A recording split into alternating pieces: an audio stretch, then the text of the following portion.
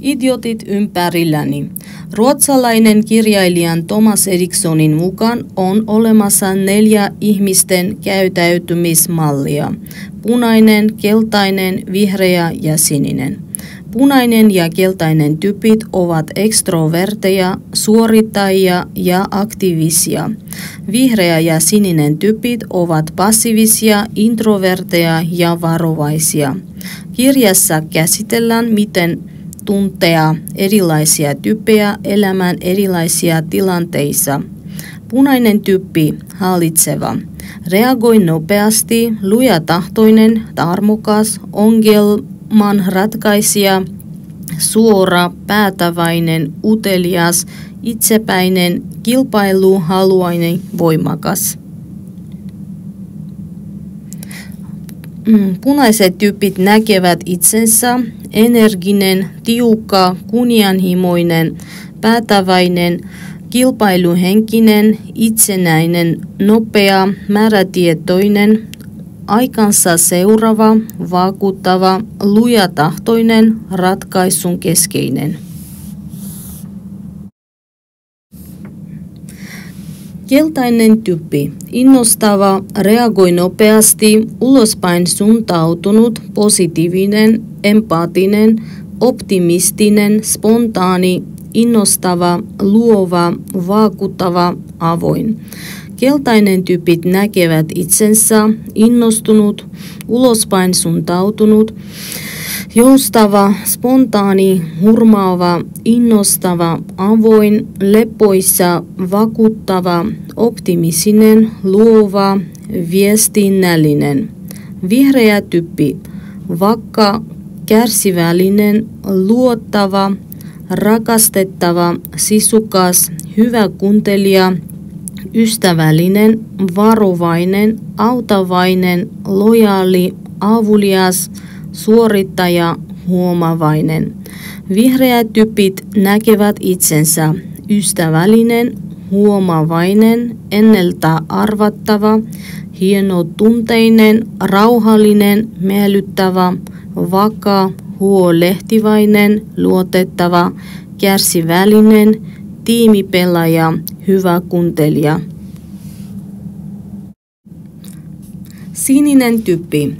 Analyyttinen, tutkiva, varovainen, järjestelmällinen, tarkka, looginen, etäinen, objektiivinen, tarkkaileva, seuraa ohjeita, seuraa rutiineita, perfektionisti. Sininen tyypit näkevät itsensä huolellinen, kunnianhimoinen, pohdiskeleva, vaatimaton, järjestelmällinen, kunnollinen, systemaattinen, varovainen, korrekti, looginen, tarkka, yksityiskohtainen. Miten eri väripersoonallisuustyypit elehtivät? Punainen käyttäytymismalli. Pitävät etäisyyttä muihin, kääntelevät voimakkain ottein, nojaavat mielellään eteenpäin, katsovat suoraan silmiin, elehtivät omistavasti. Heillä on usein selkeä elekieli. Ääni on kova, se aina kuulostaa vakuuttavalta. Puheen ja toiminnan tempo. Punaisilla on aina kiire. Nopeus merkitsee heille laatua. Kaikki hoidetaan valtavan vauhdikasti. Keltainen käyttäytymismalli. Kosketelevat mielellään muita ihmisiä, ovat rentoja ja vitsikkaita, katsovat ystävällisesti silmiin, käyttävät ilmaisuvoimasta elekieltä, tulevat usein lähellä muita. Keltaiset tyypit vitsailevat usein ja saattavat olla varsin rentouttava seura. Ääni kertoo alusta loppuun voimakasta innostuksesta. Sen kuulee jo kaukaa, nauraa, hauskapitoja, iloa ja energiaa. Puheen ja toiminnan tempo. Keltaisella tyypillä tempo on varsin hurja. Hänen sanomistaan voi aavistella, mutta toisinaan puhe on täysin käsittämätöntä. Vihreä käyttäytymismalli. He ovat rentoja ja tulevat lähellä muita. Toimivat suunnitelmallisesti, nojaavat mielellään taaksepäin. Katsovat usein ystävällisesti silmin, elehtivät maltillisesti. Ääni ei ole erityisen voimakas. Hänen ääni on hiljainen ja voi olla vaikea kuulla. Kuitenkin sen ääni on aina pehmeä ja suorastaan säteilee lämpöä. Puheen ja toiminnan tempo. Vihreä tyyppi käyttäytyy kaikkiaan rauhallisemmalla tempolla kuin punainen tai keltainen. Vihreä mielestä nopeus on yliarvostettua. Deadlinella on vähemmän merkitystä. Kaikkein tärkeintä on kanssaihmisten hyvinvointi. Sininen käyttäytymismalli. Siniset tyypit pitävät mielituinen toisia etäällä. Joko seisovat tai istuvat. Elehtivät vain vähän. Katsovat suoraan silmin. Puhuvat elehtimättä. Ääni. Sinisen tyypin ääni on vaisu ja hillitty. He eivät juuri pidä ääntä itsestään. Yleisesti ottaen sinisen tyypin äänessä on hyvin vähän tai ei ole vaihtelua. Puheen ja toiminnan tempo. Hiljaa hyvä tulee. Sinisellä on aivan toisenlainen tahti. Asioissa saa kestää, sillä nopeus ei ole mistä kotoisin. Seuraavaksi kerron, kuinka sopeutua eri käyttäytymistyyppeihin vuorovaikutustilanteissa. Onnellisessa tilanteessa ihminen voisi olla aina oma itsensä, sopeutua vaivattomasti eri tilanteisiin, erilaisten temperamenttien keskellä ja tuoda esiin luonnollista omaa käyttäytymistä. Tietenkään asia ei ole niin helppo, ja varsin usein joudumme luonnottomiin tilanteisiin, jossa sopeutamme omaa käytöstämme ympäristön, odotusten ja vastapuolen reaktioiden ja temperamentin mukaan. Tämä vie tietysti paljon voimia ja energiaa. Idiotit ympärilläni -kirja kertoo, kuinka huomioida eri käyttäytymistyypit vuorovaikutustilanteissa niin, että nämä tilanteet olisivat vähemmän kuormittavia. Tärkeää on muistaa, ettei toisen käytökseen voi juurikaan vaikuttaa, mutta omaan tapaansa toimia voi vaikuttaa paljonkin. Voimme aina myös vaikuttaa omaan asenteeseen, jolla tarkastelemme asioita, ihmisiä ja elämän moninaisia ilmiöitä. Miten sopeutua punaisen käyttäytymistyypin kanssa? Punainen käyttäytymistyyppi on kärsimätön eikä kestä jahkailua. He odottavat nopeita tuloksia ja menevät suoraan asiaan. Punaisen tyypin kanssa on hyvä pysyä asiassa ja esittää asiat ytimekkäästi. Ole kuitenkin perillä taustatiedoista, sillä punainen aistii epävarmuuden helposti. Punainen tyyppi on kyllä avoin myös uusille ideoille, kunhan ne ovat sellaisia, että ne vievät asioita eteenpäin. Punainen toivoo sinulta määrätietoisuutta ja päätöskykyä, niitä samoja ominaisuuksia, joita hänellä itsellään on, ja vastapuolen heikkoutta voi olla vaikea sietää. Muista, että lähtökohtaisesti punainen tyyppi ei halua olla kaverisi, joten hänen kanssaan on turha lörpötellä joutavia. Punainen on kiinnostunut vain hoitamaan asiansa määrätietoisesti loppuun. Jos sinulla on punaisen tyypin esimies, hän todennäköisesti on hyvin ahkeraa sorttia. Hän arvostaa sinussa työlle antautumista ja sitoutumista. Raportoi, mutta tee se lyhyesti ja ytimekkäästi ja ole niin oma-aloitteinen kuin mahdollista. Punainen esimies sietää aloittelijan virheet, kunhan osoitat ahkeruutta tekemäsi työtä kohtaan. Punainen tyyppi on lähestulkoon kaikkea mahdollista, mutta pikkutarkka ja yksityiskohtainen hän ei ole. Punaisen tyypin ongelmat liittyvät liikaan kiireeseen ja sitä kautta syntyviin riskeihin. Vaatii taitoa saada tämä ihmistyyppi pysähtymään ja miettimään nopeiden päätösten seurauksia. Riskit sinällään eivät punaisia pelota, koska vauhtia ja vaarallisia tilanteita suorastaan hakemalla haetaan. Siksi he tarvitsevat ihmisiä, jotka auttavat heitä näkemään asioiden kokonaisuudet ja näin vähentää negatiivisia vaikutuksia ympäristössään.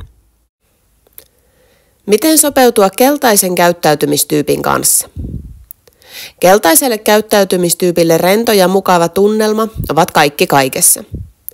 Keltainen tyyppi ei viihdy ilmapiirissä, missä on kireyttä tai aggressiivisuutta. Hymyily, vitsailu ja nauraminen ovat suotavaa keltaisen tyypin seurassa. Silloin positiivinen energia saa aikaan hyviä tuloksia ja luovuus kukoistaa. Keltainen ei kestä yksityiskohtaista selontekoa ja jaarittelua. Suurpiirteisenä ja kärsimättömänä ihmisenä kokonaisuudet ratkaisevat. Parasta, mitä keltaiselle voit tehdä, on saada asiat toimimaan. Sillä kuinka lopputulemaan päästään ei ole niin väliä, kunhan tapahtuu ja äkkiä. Keltainen voi mennä tilanteissa pitkälti fiilispohjalta ja yleensä riskitkään eivät pelota. Toisaalta hän osaa myös arvostaa, jos joku on ottanut selvää faktoista. Se ei vaan ole hänen juttunsa.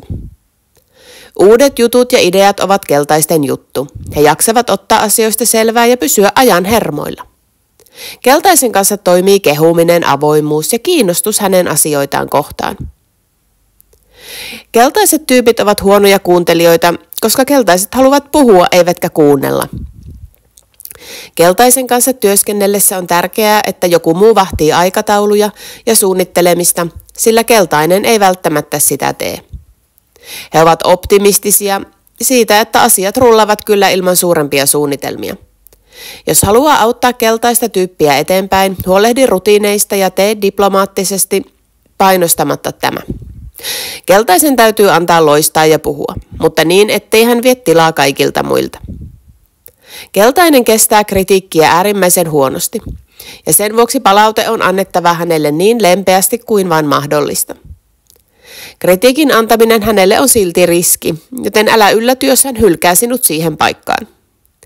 Keltaiset ovat vapaita sieluja ja allergisia toisten asettamille säännöille. Toisaalta heidän energiansa ja luovuutensa voi kantaa monenlaisten tilanteiden läpi, ja parhaimmillaan hauskempaa seuraa on vaikea löytää mistään. Miten sopeutua vihreän käyttäytymistyypin kanssa? Vihreälle temperamentille turvallisuus on tärkeintä. Vihreä tyyppi pyrkii vakauteen ja tasapainoon ja kantaa huolta kaikenlaisista asioista. Vihreä tyyppi havaitsee helposti kaikki vaarat ja tämä kaikki tekee elämän hyvin turvattomaksi. Ainainen huolehtiminen ja kauheuksien pelkääminen vie tietenkin paljon energiaa. Toisaalta ainainen pelko voi toimia hänelle moottorina. Vihreän rinnalla voit auttaa häntä sietämään turvattomuutta paremmin. Vihreät tyypit ovat parhaimmillaan silloin, kun heidän ei tarvitse olla aktiivisia. Yleensä he rakastavat rauhaa ja yksityisyyttä, ja esimerkiksi toimintaa täyteen ahdettu viikonloppu saa heidät voimaan huonosti. Olla aktiivinen ja liikkeellä. Ei kiitos.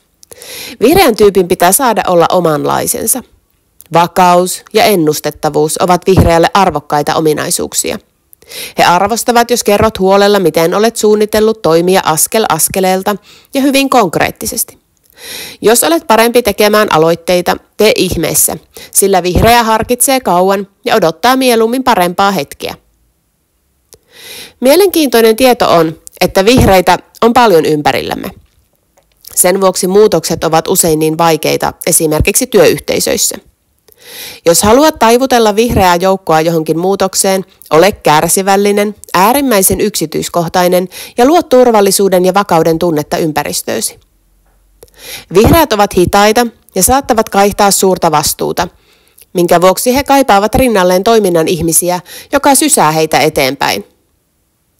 Kaikesta tästä huolimatta muista, että vihreä tyyppi on luotettava ja huomaavainen, ja voit luottaa hänen hienotunteisuutensa joka tilanteessa.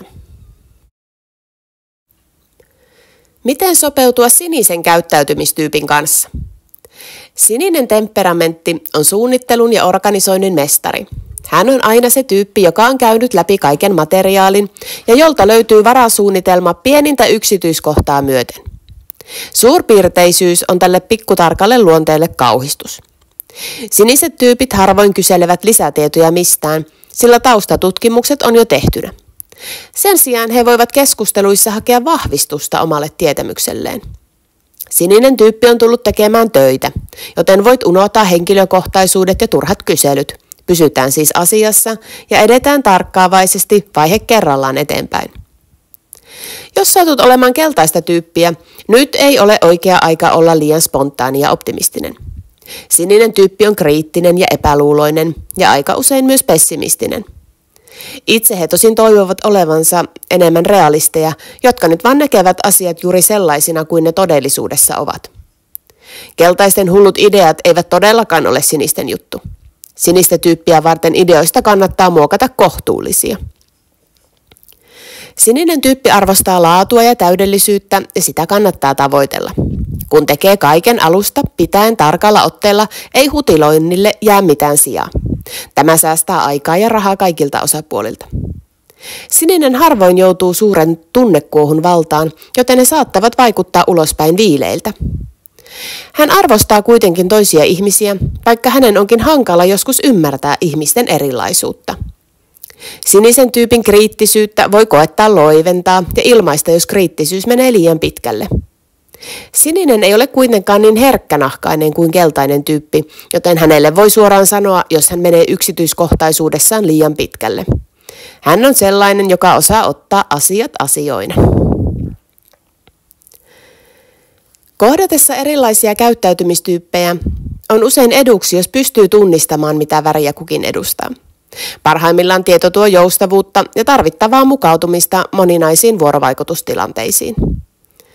Tavoite on kuitenkin selkeä: tehdä yhteistyötä ja kohdata muita ihmisiä. Onnea matkaan meille jokaiselle. Ja lopuksi, muistakaa aina, oikeasti vahva ihminen ei koskaan paina toista alaspäin, vaan nostaa ylöspäin.